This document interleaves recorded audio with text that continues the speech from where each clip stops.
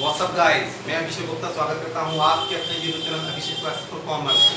I hope आप safe होंगे और घर पर सेफ होंगे। अगर आप हमारी वीडियो को फर्स्ट टाइम वॉच कर रहे हैं तो प्लीज इस चैनल को सब्सक्राइब कर लें ताकि आप लोगों को टाइम टू टाइम नोटिफिकेशन मिलता रहे और आपकी स्टडी भी प्रॉपर चलती रहे। जैसा कि लास्ट वीडियो में हम लोग वैल्यूएशन ऑफ गुडविल को डिस्कस काफी हद तक कर चुके थे, आज इसके कुछ टॉपिक रह गए तो उसको और कंप्लीट करते हैं ताकि हम लोग गुडविल को कंप्लीट कर पाएं। लास्ट वीडियो में मैंने आप लोगों को एवरेज प्रॉफिट और वेटेड एवरेज प्रॉफिट के बारे में डिस्कस कर लिया था। उसका लिंक मैं आपको डिस्क्रिप्शन में दे दूंगा, आप उसको पहले वॉच कर लें अगर आपने नहीं की है तो, क्योंकि वो आपके लिए बहुत हेल्पफुल होगी। चलिए टाइम ना वेस्ट करते हुए डायरेक्ट क्वेश्चन पर आते हैं। क्वेश्चन मैं आप लोगों के लिए रीड कर देता हूं, पहले आप इसका स्क्रीनशॉट ले लें। आपको शायद प्रॉब्लम हो रही होगी स्लाइड से, मैं अभी उसको ऑफ कर देता हूं, उसका स्क्रीनशॉट ले लें आप।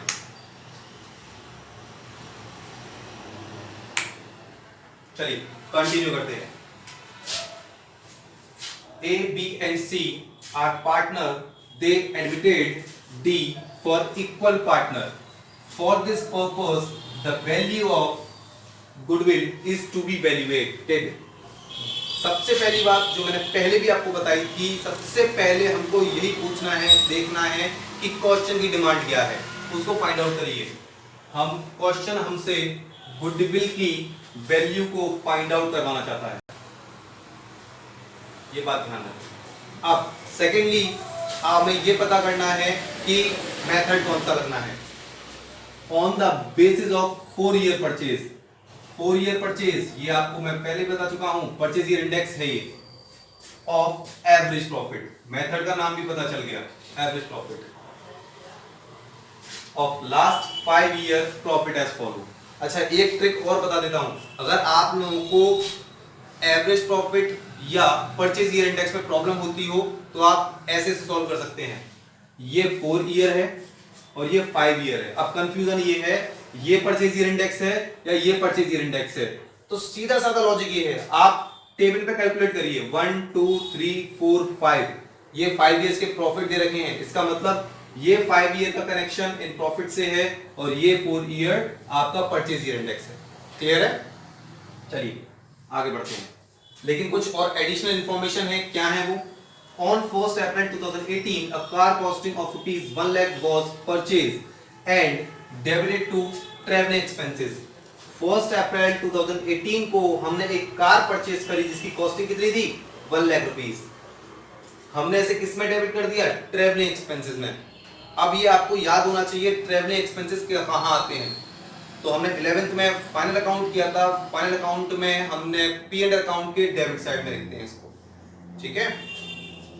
Account on which depreciation is to be charge at rate 25% for stock interest of ₹10,000 on non trade investment is credited to income for the year ended 31st March 2018 and 19। Calculate the goodwill। देखिए question की demand समझ में आ गई, average profit से goodwill find out करनी है, purchase year index 4 है और ये एडजस्टेड एवरेज है। क्यों? बिकॉज ये जो आपको इंफॉर्मेशन दे रही है कुछ मिस्टेक्स हो रही हैं तो आपको उसे एडजस्ट करना है। अगर एडजस्ट करना है तो डेफिनेटली एडजस्टेड एवरेज प्रॉफिट है। तो कैसे सॉल्व करेंगे? चलिए स्टार्ट करते हैं। सबसे पहले मैंने इसको एक टेबल के थ्रू सॉल्व किया है, क्योंकि बहुत हेल्पफुल होती है टेबल, एक फॉर्मेशन अगर हमें मिल जाता है तो। ईयर्स कौन कौन से हैं? 15, 16, 17, 18 एंड देन 19।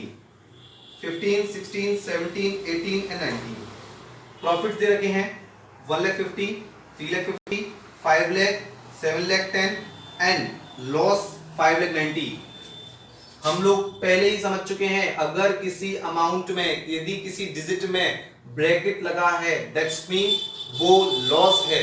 अकाउंट्स कभी नहीं कहता कि आप माइनस का साइन लगाएं, बिकॉज वो मैथ्स में चली जाती है। ठीक, हमेशा हम अगर नेगेटिव को रिप्रेजेंट करना है तो ब्रैकेट का सिंबल ब्रैकेट लगा देते हैं, ठीक है। अब बात करते हैं एडजस्टमेंट्स की कि क्या क्या चेंजेस हुआ। तो उसमें बोला था on 1 April 2018 a car costing ₹1 lakh was purchased on and debited to traveling expenses। हमने एक कार परचेज करी है। सबसे पहली चीज, कार असेट्स है या एक्सपेंसेस? अगर आप भूल रहे हैं तो मैं आपको रिमाइंड करा दूं, असेट्स वो गुड्स होता है जिसको मार्केट में सेल करने पर हमको कुछ भी मनी रिसीव हो जाए। अगर हम कार को सेल आउट करेंगे तो हमें पैसा मिलेगा या नहीं मिलेगा? बिल्कुल ठीक, मिलेगा। मिलेगा तो वो हमारी असेट्स हुई। हमने इसको क्या कर दिया, ट्रेवलिंग एक्सपेंसेस मानकर पीएनएल के डेबिट में डाल दिया।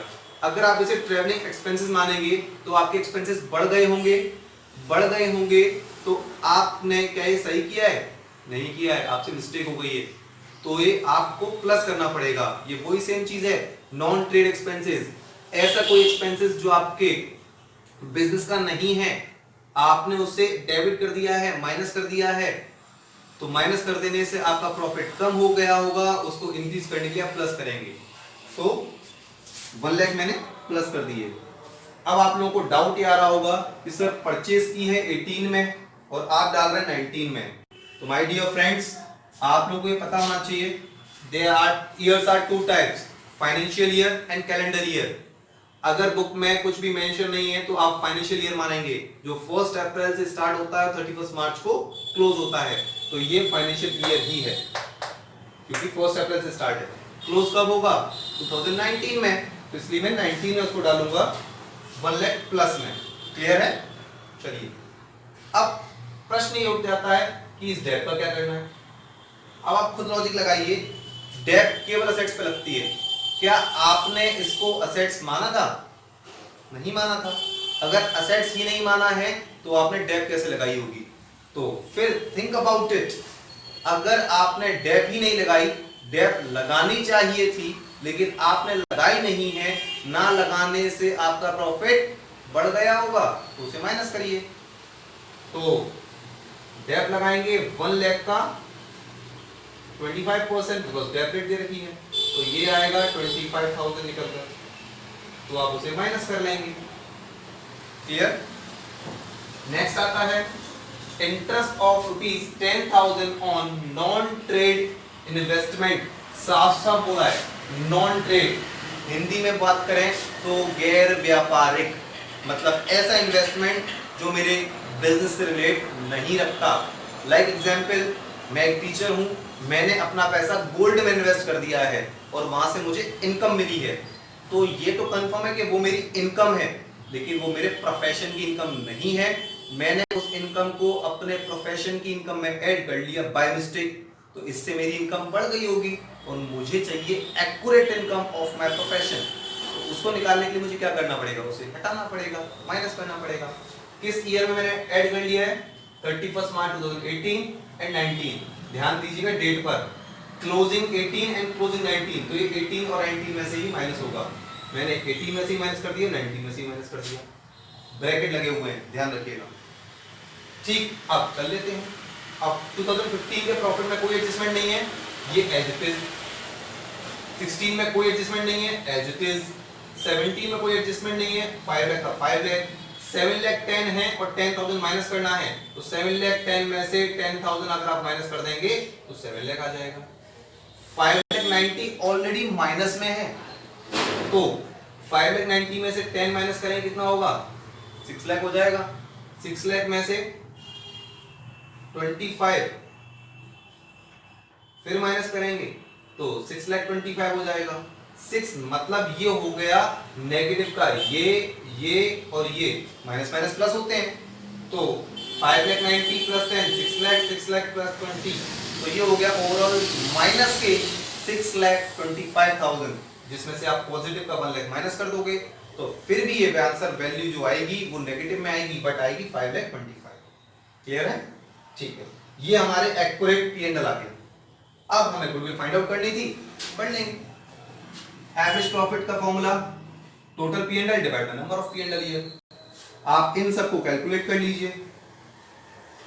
फर्स्ट, सेकंड, थर्ड, फोर्थ, ये तो प्लस में आएंगे, ये माइनस में आएगा बिकॉज़ ये नेगेटिव है, तो आप इसको कैलकुलेट कर लेंगे। ये आएगा 11,75,000 divide by number of P and L year 1 2 3 4 5 divide by 5, divide लगा देंगे 2,35,000। ब्लॉक बनाइए, कॉमा प्रॉपर लगाइए, टाइम कम से कम वेस्ट करिए, बिकॉज ये सारी चीजें बहुत इंपॉर्टेंट है आपके एग्जाम के लिए। फिर नेक्स्ट फॉर्मूला बनता है goodwill equals to average profit multiply purchase year index. Average profit हमारे पास है, परचेज ईयर इंडेक्स आप निकाल चुके थे, मल्टीप्लाई कर लीजिए, आप आंसर आ गया, सिंपल। ठीक है, चलिए एक टॉपिक और डिस्कस कर लेते हैं, छोटा सा है और बहुत इजी है, एग्जाम में आ जाता है। ज्यादा डिटेल में लेकर नहीं जाऊंगा, शॉर्टकट में ही समझाने की कोशिश करूंगा।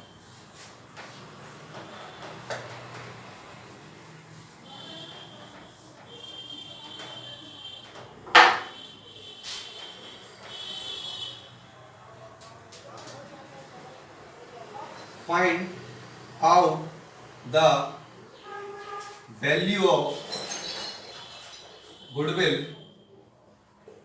by super profit method. Clearly बोल रहा है एग्जाम में एग्जामिनर सुपर प्रॉफिट मेथड, आपको एलिमेंट गिवन है,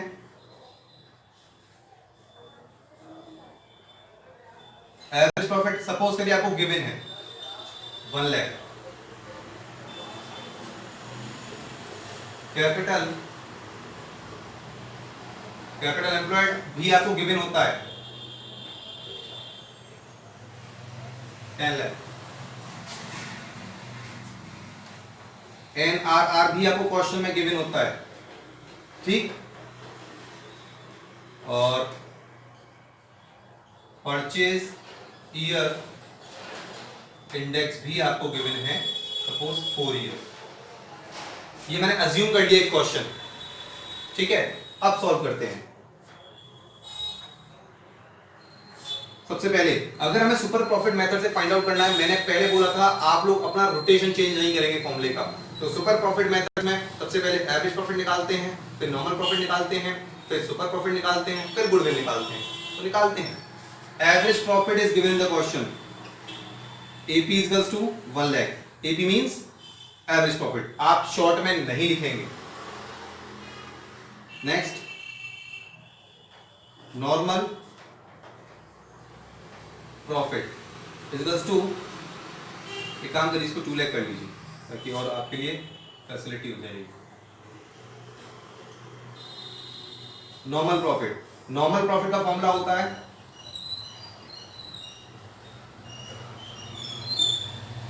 capital employed multiply NRR divide by 100। Solve कर लीजिए। Capital employed equals to rupees 10 lakh, NRR कितनी है, ध्यान रखिए इसकी फुल फॉर्म आ जाती है एग्जाम में, normal rate of return, UP board के बच्चों के लिए सामान्य प्रत्याय की दर, multiply 10 divide by 100 equals to 1 lakh. Next formula super profit का फॉर्मूला होता है average profit minus normal profit. Value लगाइए, एवरेज प्रॉफिट कितना है 2 लाख, नॉर्मल कितना आया 1 लाख, तो सुपर कितना हुआ 1 lakh.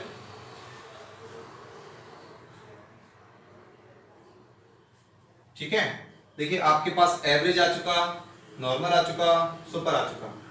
Last but not the least,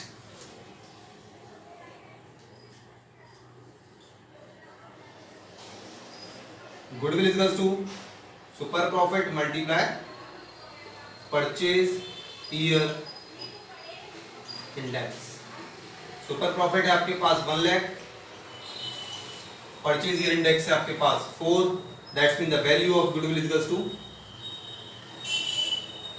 4 lakh.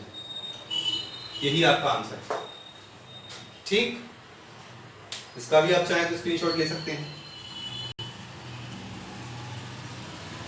ठीक है, कोशिश करिए आप कैलकुलेशन पे ज्यादा से ज्यादा फोकस करें, कैलकुलेटर का यूज प्रॉपर बिल्कुल ना करें, कैलकुलेशन पर फोकस रखें हमेशा, बिकॉज अभी जो प्रॉब्लम फेस करेंगे वो एग्जाम में नहीं करेंगे अगर आपने अपनी कैलकुलेशन पर फोकस कर लिया तो। ठीक, thank you so much for watching my video and please like, share and subscribe for this video. Thank you.